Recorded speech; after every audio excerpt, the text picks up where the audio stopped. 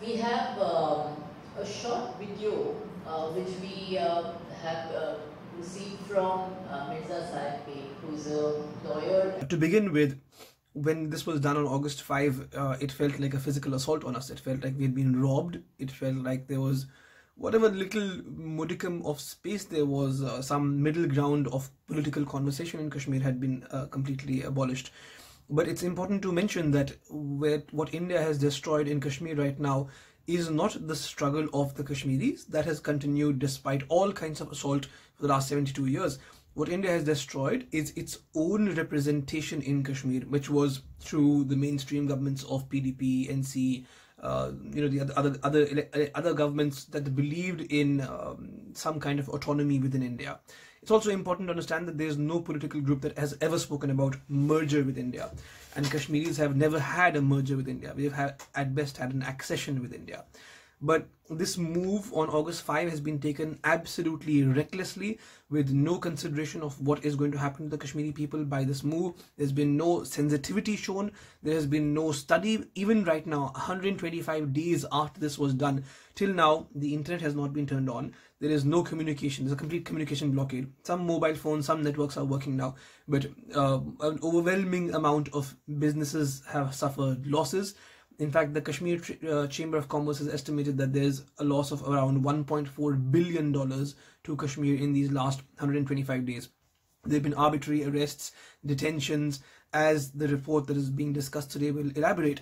But I want to discuss some points of some rhetoric that has been used, that has been sold to Indian people about this move, such as this idea that you're trying to build a one nation structure, that until now Kashmir was not a part of this one nation and now you will build that.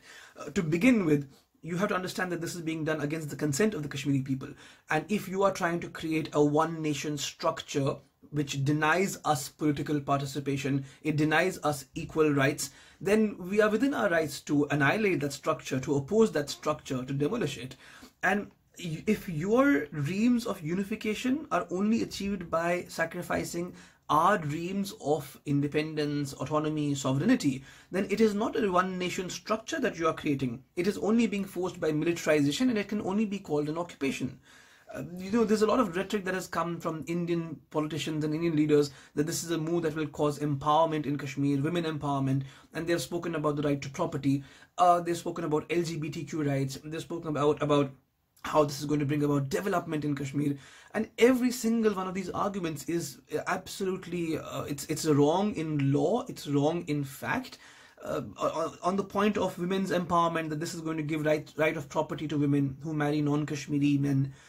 It's absolutely wrong, because in 2002 the Jammu and Kashmir High Court has already passed a judgment saying that any Kashmiri woman who marries a non-Kashmiri man does not lose her right to property.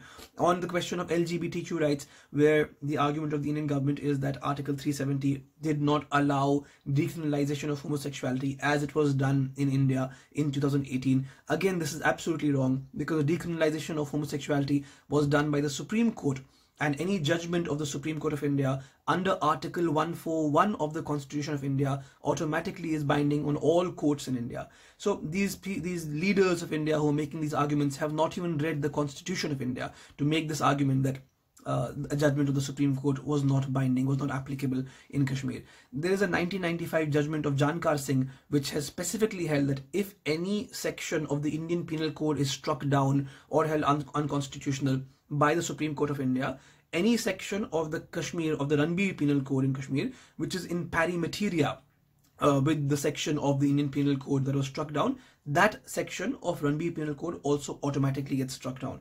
So, or at best, if there's a doubt that homosexuality is still criminalized in Kashmir, these activists or these politicians could just move the Jammu and Kashmir High Court to pass an order to that effect, because the moment the Supreme Court of India has done it, it's applicable, it's binding on the Jammu and Kashmir High Court also.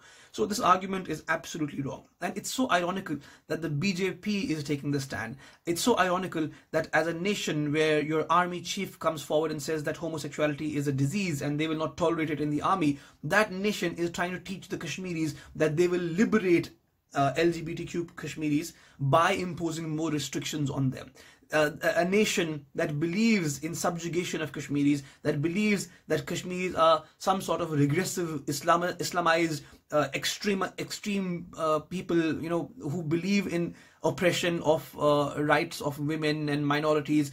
You've just bought into this narrative. All of you as Indians have accepted this, and there's no protest, there's no resistance coming from Indian society against what is being done in your name in Kashmir. And that's the most shameful, the most disappointing part about this. But as Kashmiris, we have spent 72 years experiencing similar disappointment from Indian society, and the only loss that has happened by this move is to India itself, because India has killed whatever little base it had in Kashmir through Kashmiri representatives who believed in accession, or who believed in working with India. They also speak about development, and this is an absolutely colonial argument. It is as if to say that if Britain was going to develop India, it was fine to occupy, it was fine to treat Indians as second-class citizens. Development is not a substitute for freedom, and unless and until Kashmiris themselves do not want to be a part of your nation, you cannot impose this structure on us. What is happening in Kashmir right now is a recreation of the Dogra rule. The Dogra rule in Kashmir was the most vicious, the most oppressive of all rules. We have been ruled by the Afghans, we have been ruled by the Mughals, we have been ruled by the Sikhs, we have been ruled by multiple people of different ethnicities and religions. But the Dogra rule is one where it was an absolute Hindu state that had been created, far more militant and far more dangerous than the Hindu state that the BJP is trying to create today. And when I say a Hindu state, I mean the administration, the education, the finances, the state benefits, everything was centered, festivals even were centered around the Hindu identity. Going as far as the Maharaja once believed, Maharaja Ranjit Singh, he believed that his father's soul had reincarnated itself in the form of a fish. And despite the fact that at that time there was food shortage in Kashmir, he banned fishing in the state because he believed his father's soul was in a fish.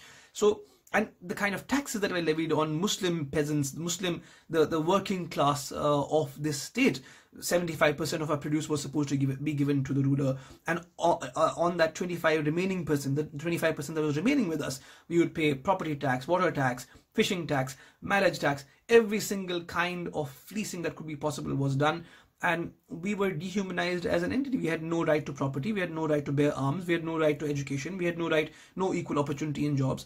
And that is what this Modi government is trying to recreate today. And it is shameful that the people of India are sitting by thinking that the rhetoric that has been given to them by the government of India is acceptable, and it is not. The suffering of the Kashmiris does not even merit empathy.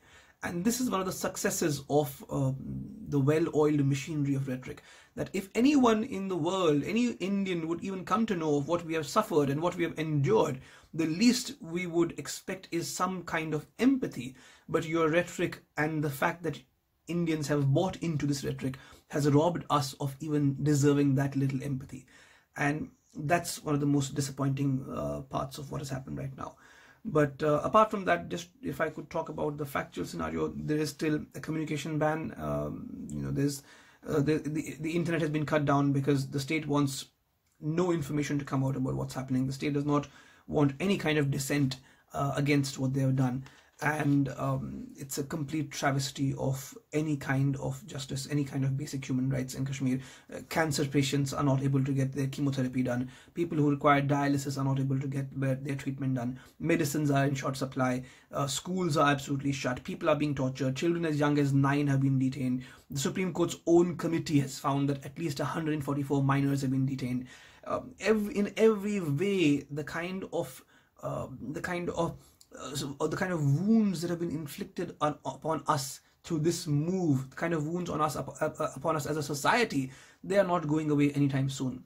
And the Kashmiri people will not forget what has happened to them, and nor will they forget this deafening silence from India.